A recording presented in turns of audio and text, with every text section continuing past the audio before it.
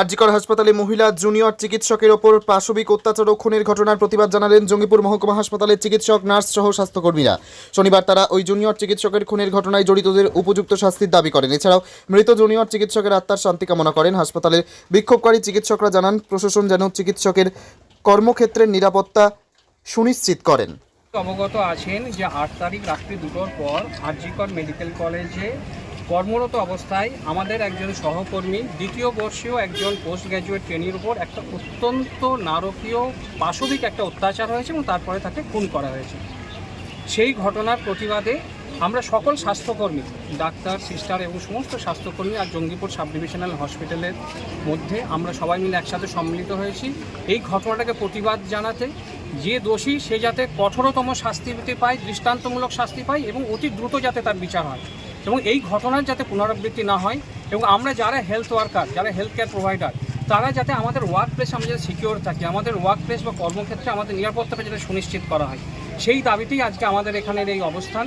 এবং অবশ্যই আমাদের যে সহকর্মীকে আমরা হারিয়েছি তার আত্মার উদ্দেশ্যে, তার শান্তি পেতে কামনার জন্য আজকে আমাদের এই সময়।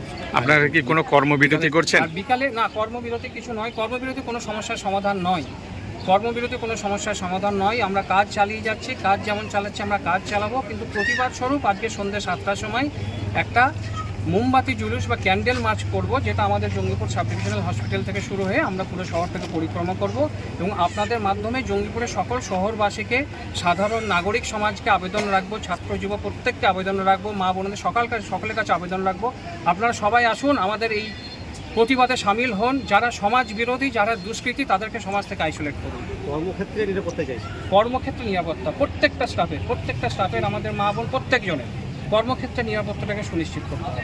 ঠিক আছে। অভিজিৎ চৌধুরী, আমি এখানকার ডাক্তার।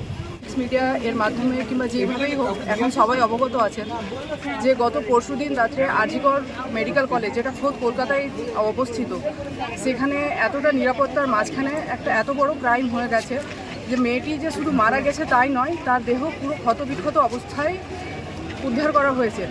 সে একটা মেয়ে, সেটা একটা তার আইডেন্টিটি, তার সেকেন্ড আইডেন্টিটি হচ্ছে সে হেলথ কেয়ার ওয়ার্কার, তার থেকেও বড় কথা হচ্ছে সে অন ডিউটি ডক্টর।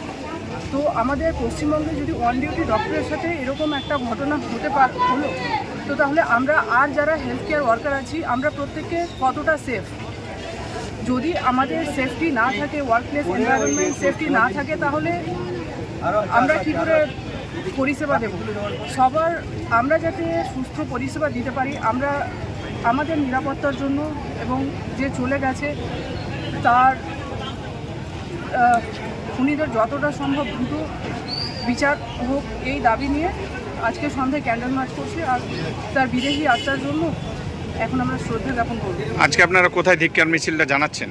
এই জায়গাটার নাম কি? Jangipur sub divisional hospital emergency. এই যে নিরাপত্তার বিষয়টা, এটা তো আপনারাই জাজ করবেন। আপনারা আমরা নিরাপত্তা চাইছি, সমাজ এটার বিচার করুন।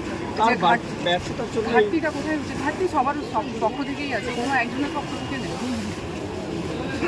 এটাই আমাদের সমাজের কাছে কোশ্চেন। আমার নাম সাফিকা জামান, এই হসপিটালের ডক্টর।